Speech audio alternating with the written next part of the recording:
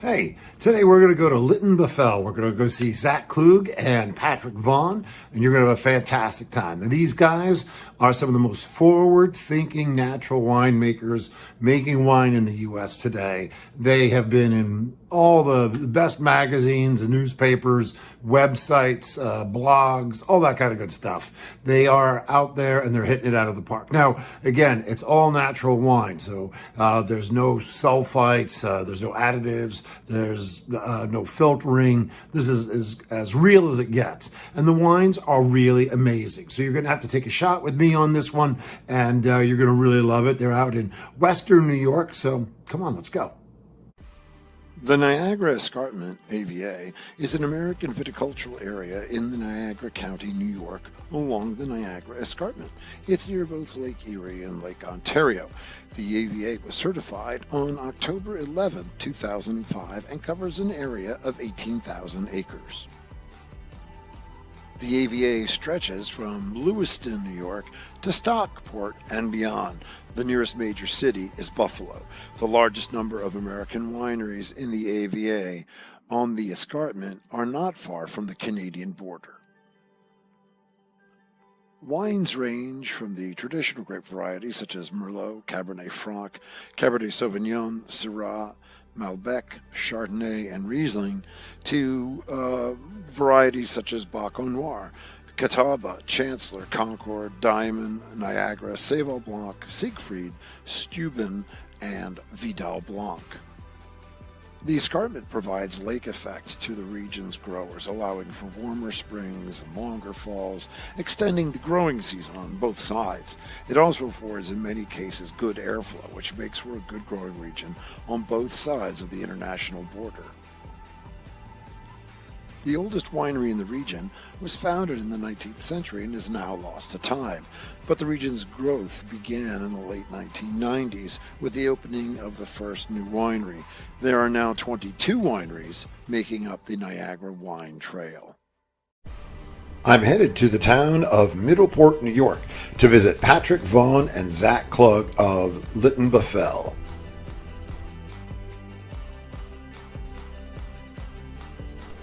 Lytton Buffel is a leader in the natural winemaking world. Their motto, nothing added, nothing removed. Fermented in old or neutral wood, a lot of the wines are foot crushed or whole cluster.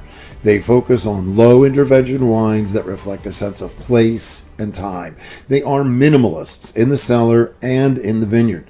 Their wines are dry, unfined, unfiltered, and with no sulfites added. As they like to say, just foot-crushed grapes, settled in old wood, and bottled by hand at the proper time. Lytton Buffel has been featured in Bon Appetit, Edible Manhattan, Nittany Epicure, and many other publications.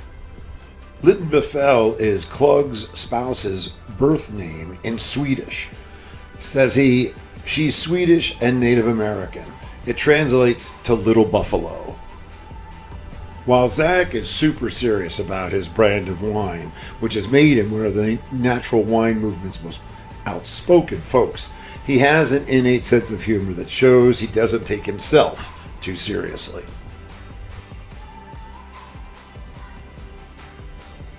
The vibe at Lytton Buffel is also very fun.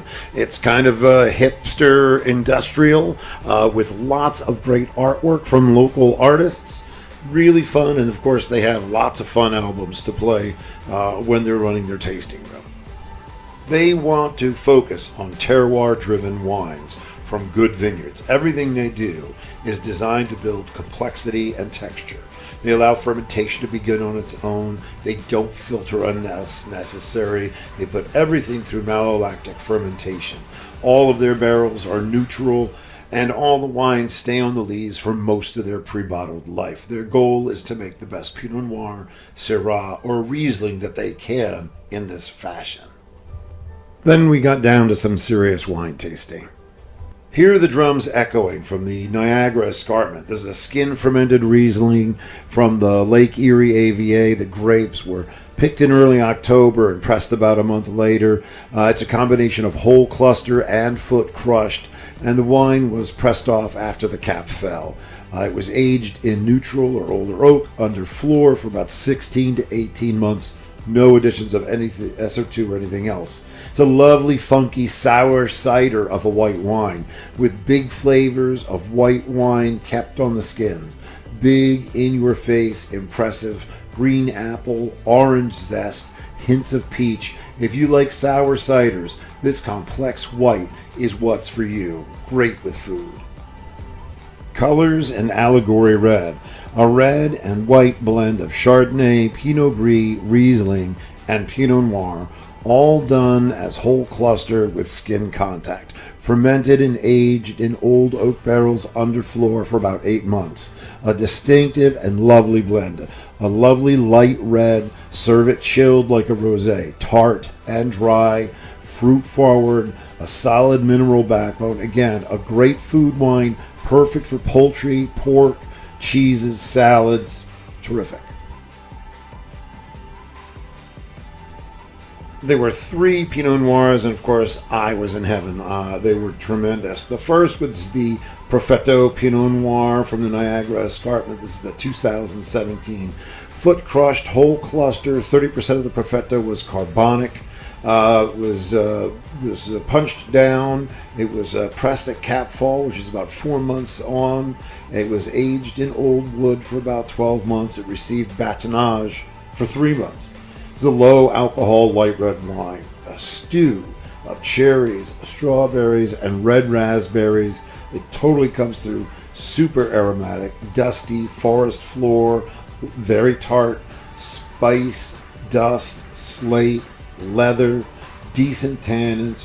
Probably a good idea to decant this for a good hour before serving. You definitely want to aerate this. This is a very intense but impressive Pinot Noir. Hey everybody, Pat Vaughn from Lytton Befell Winery, going to talk to you about Perfetto Vineyard Pinot Noir.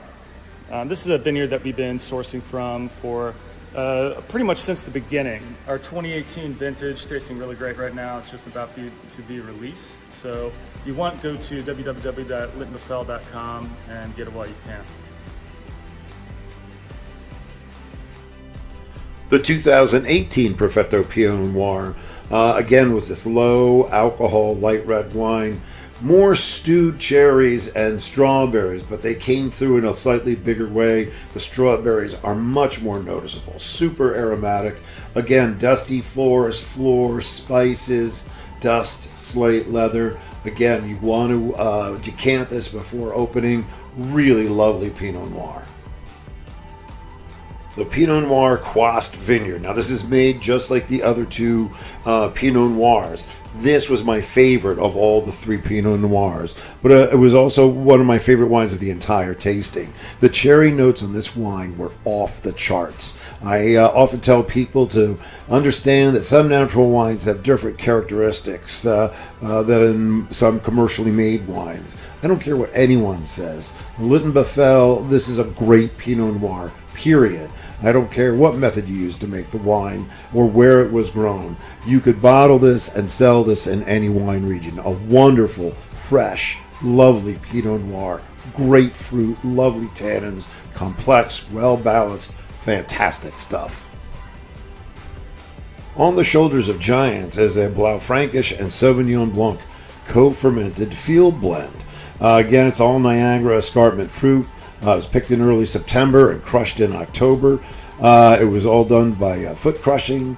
A earthy light red with touches of herbs and plummy fruit.